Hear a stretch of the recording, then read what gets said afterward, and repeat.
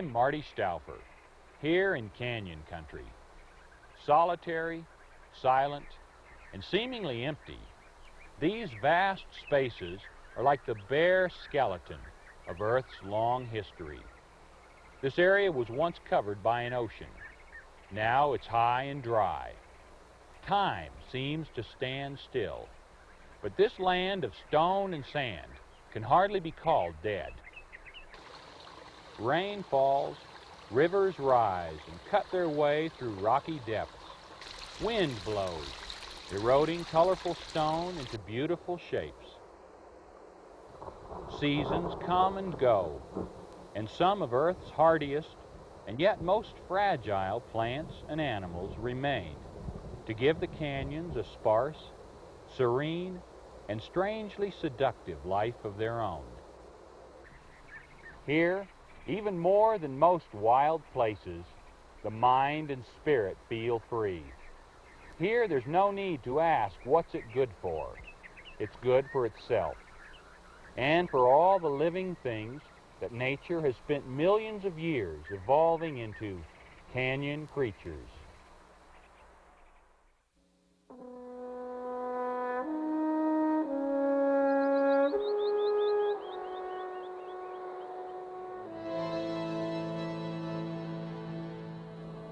This land seems unchanging and peaceful. Yet it has taken millions of years of violent uplift and relentless erosion to create the timeless variety of canyon country.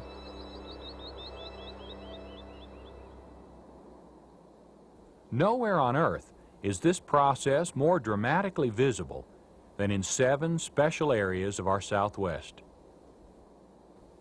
In Utah, we find massive Zion and intricate Bryce, the mysterious mazes of canyon lands and arches, and to the south, the half-hidden beauty of Glen Canyon. Further south, in Arizona, is the majesty of Monument Valley, and, most spectacular of all, the mighty Grand Canyon.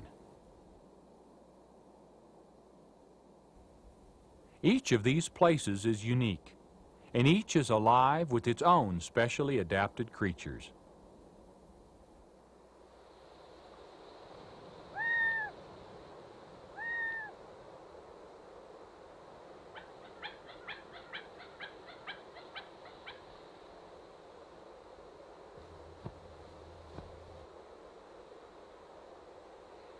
The Cooper's hawk and these Gambel's quail range over a wide area of the Southwest.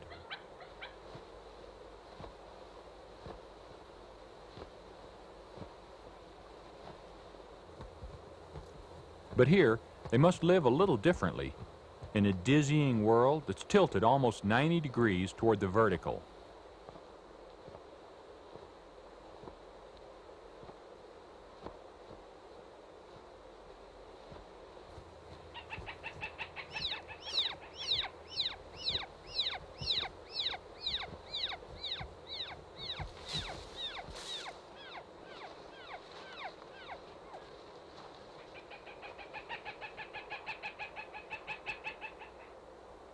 One quail is left to go on alone.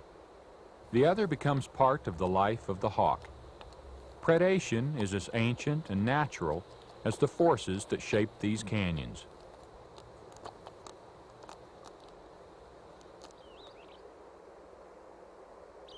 The great brooding cliffs of Zion are the eroded remains of a petrified desert. Chipmunks are generally quick and agile, but these cliff chipmunks must be even more so.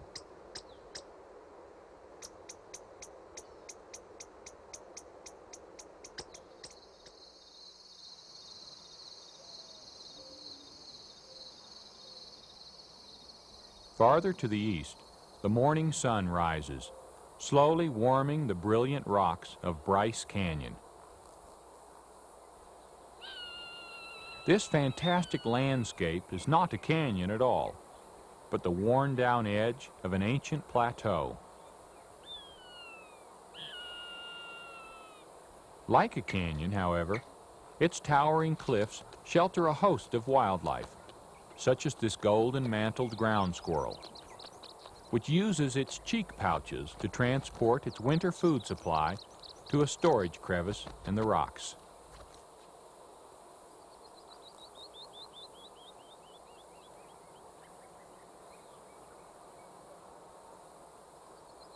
These intricate spires and pinnacles may seem empty and endless, but they add a whole vertical dimension of living space for animals and birds, just as do trees in the neighboring mountain forests.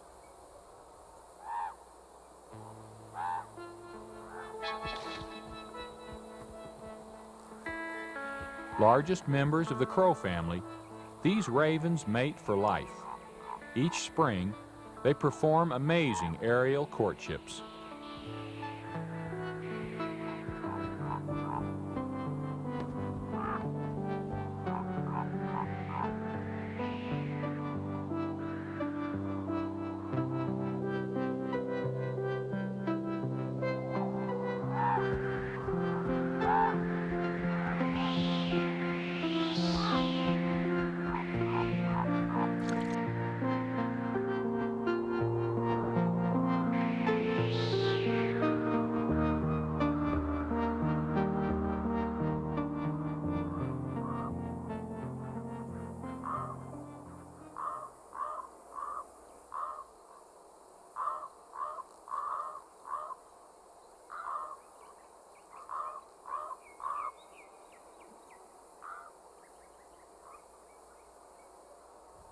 Some of the strangest effects of erosion can be seen throughout canyon lands and nearby areas, such as here in Goblin Valley. Although this country looks dry, water is the main eroding force. Sudden downpours wash away the softer layers of sandstone and sculpt the rock into shapes that can make a human being feel dwarfed and out of place.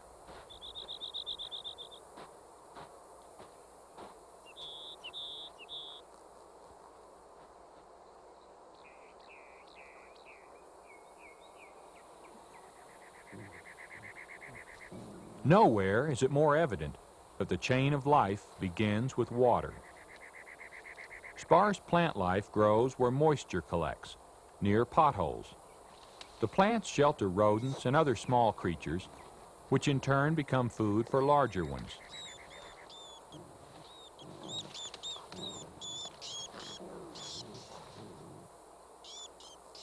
The gray fox has adapted well to this terrain. Food and water are not far from its ready-made den in the rocks.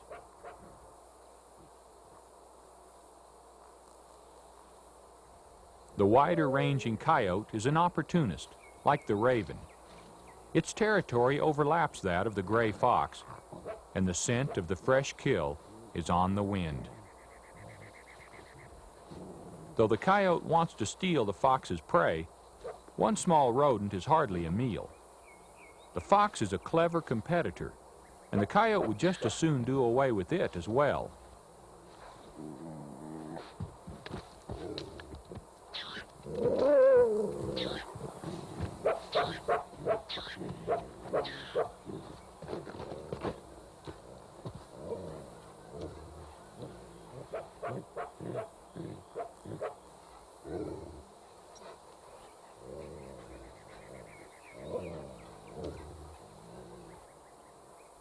The fox reasserts its right to this territory, urinating to scent mark the boundaries.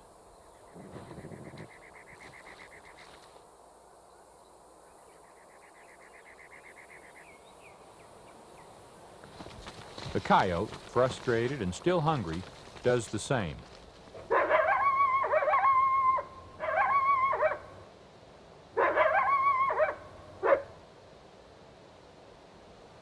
The spotted skunk, with its unusual markings, is a common resident of canyon country.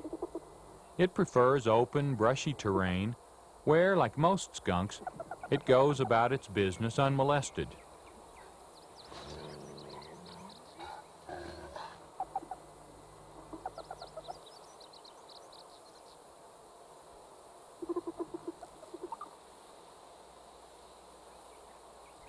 The coyote is hungry, but not that hungry. It knows better than to get even close. Spotted skunks sometimes give threat warnings before they spray, but sometimes they don't.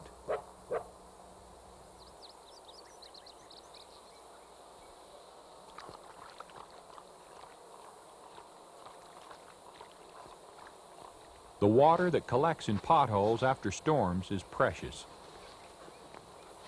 But it's not what fills an empty stomach. A fat chucker partridge would be just the thing.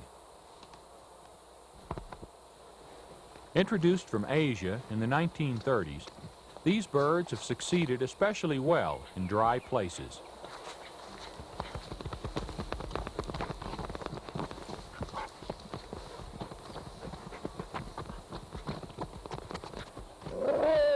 Almost a catch, but not quite.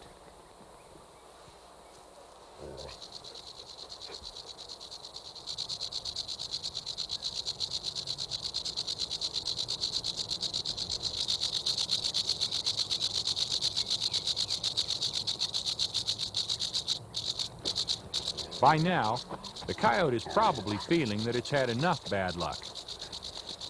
But it takes speed and skill to outwit a western diamondback rattlesnake.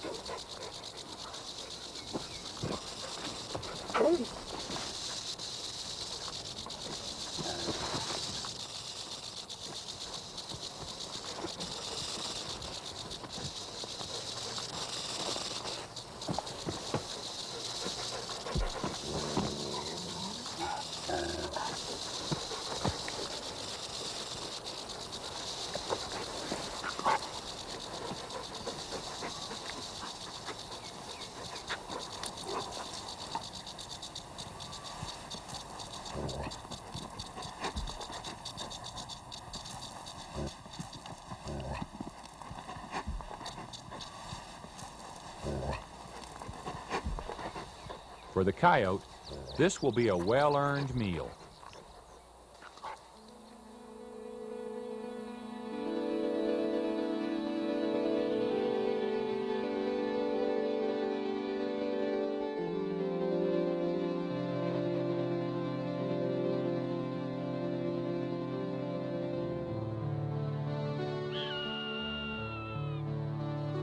In the Arches area of Utah, once towering cliffs are still being weathered away.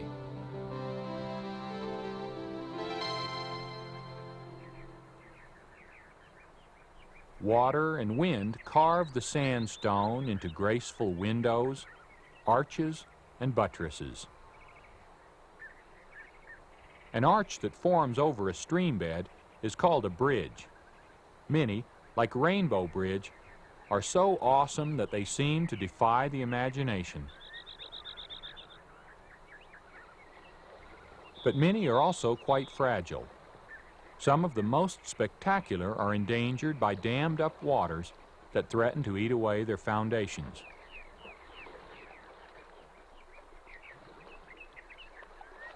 Lake Powell has created such a hazard for Rainbow Bridge. It has also inundated what was once one of America's most secret and beautiful canyons.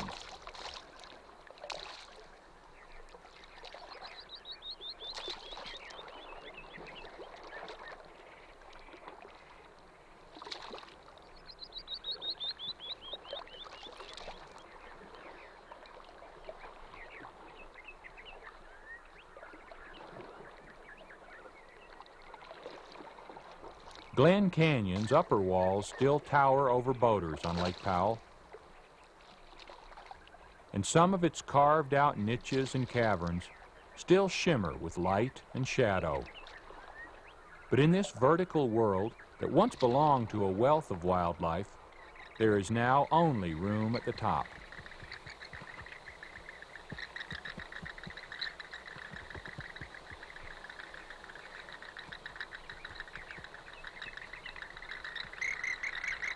During the warm, long summer months, these bats emerge nightly to feed on insects above the water and along the rim rock.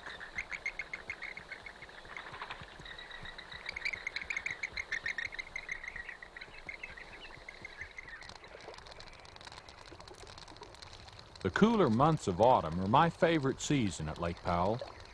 I enjoy exploring the side canyons, and just camping along the shore can lead to some exciting experiences. Hi, honey. Hi. Hi, Dad. There's a great book for you. Can read to me. Oh, okay.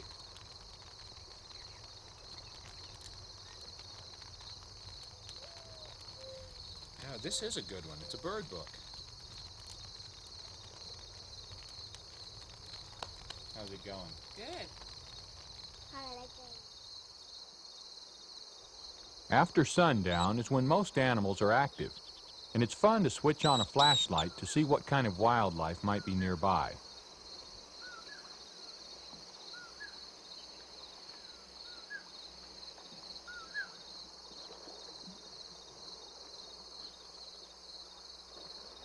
This little pinion mouse is scouting around for a piece of chocolate I left out on a rock.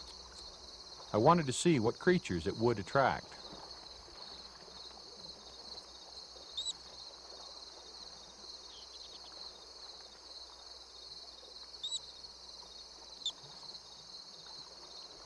But I didn't expect that a wild mouse would be so drawn to chocolate that it would ignore not only my flashlight, but also the presence of my hand.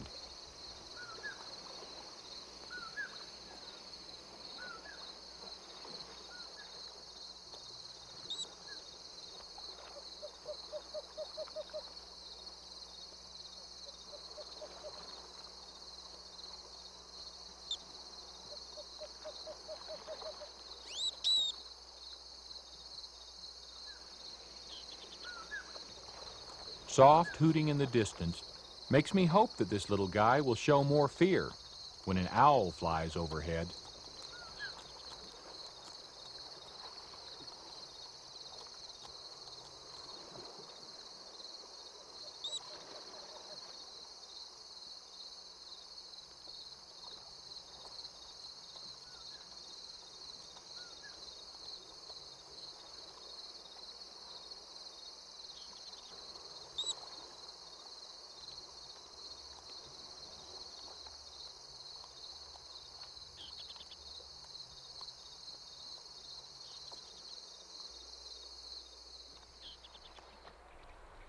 The next morning, we discovered that the pinion mouse was not our only nighttime visitor.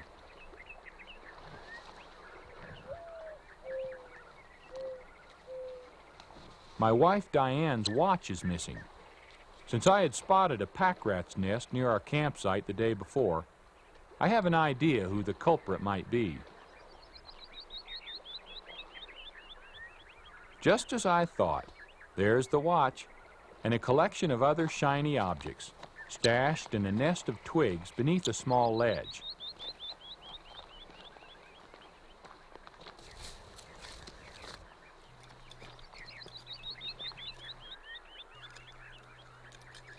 Pesky little rascal. I wonder if it had traded ordinary pebbles for the spoon and fishing lure, just as it had for Diane's watch. The pack rat's nest under the ledge echoes the cliff dwellings built in this area by Anasazi Indians over 1,000 years ago.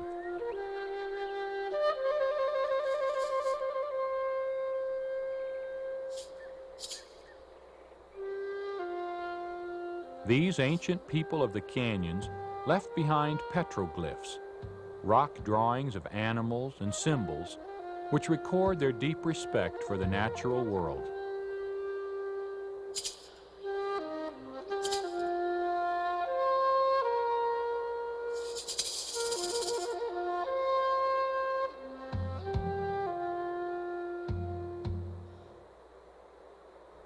What modern man leaves behind tells a different story.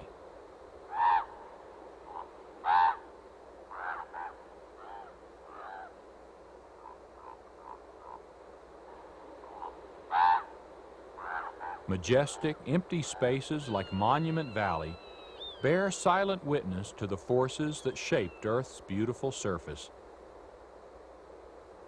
Hopefully, they will remain uncluttered by anything but clean wind and cloud shadows.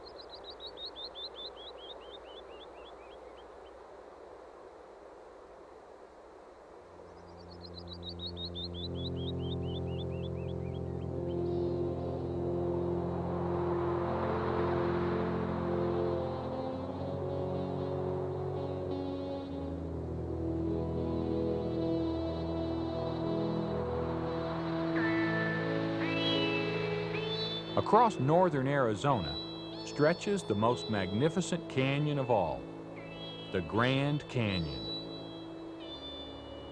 In the vertical mile from its rim to its floor are found all the life zones from Canada to Mexico. While spring flowers bloom at the bottom of the canyon, the rim and the side canyons may still be frozen deep in winter. This is the country of the cougar.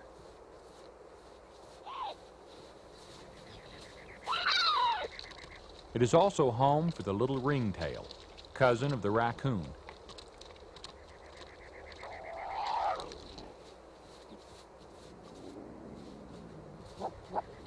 Though normally nocturnal, occasionally a ringtail may be caught away from its den in the early morning hours.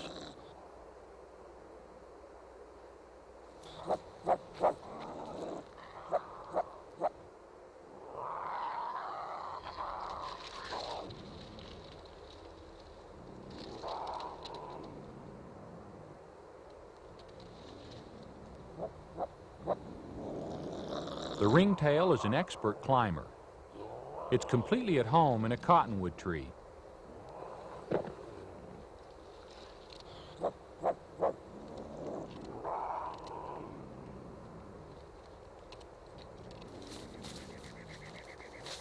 The big cat is agile and supple, a superb hunter. But climbing trees is not its favorite way to get a meal. And the ringtail is not its favorite quarry.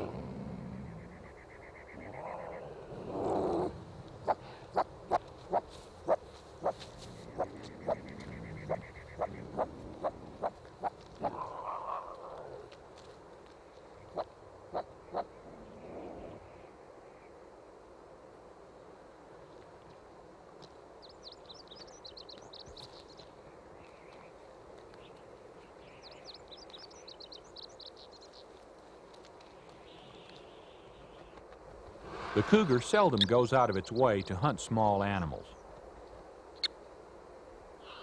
Instead, it depends on a keen sense of smell and patient stealth to stalk the larger prey it prefers: desert bighorn sheep and, above all, mule deer. By the 1920s, man had destroyed most large predators around the Grand Canyon. The result was a classic case of deer overpopulation. On the Kaibab Plateau, on the Grand Canyon's north rim, tens of thousands of deer starved to death in less than a decade. Today, the deer herd and their range are back in good condition.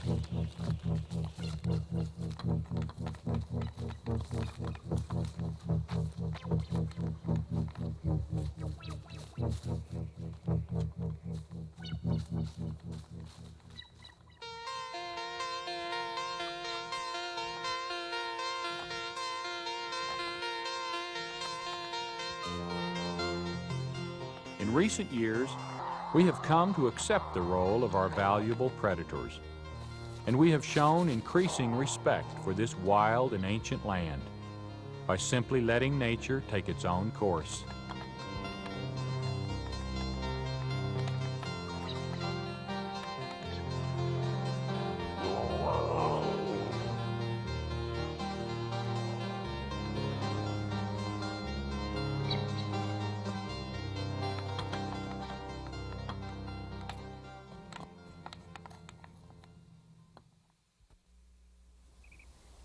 Even more than most wild places I've been, here I get the feeling of what it would be like to be the first person on Earth, or the last.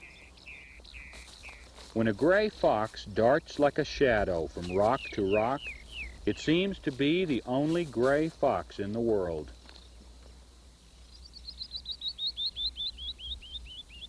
When a canyon wren calls, you wonder if there's another one for 100 miles. But in reality, just as these mazes of canyons lead from one into another, so it is with the remarkable ecosystem that has evolved here. Living things may be fewer and farther between, but as with everything in nature, they're all interconnected. Each one depends for survival on its fellow canyon creatures. I'm Marty Stouffer. Until next time, enjoy our wild America.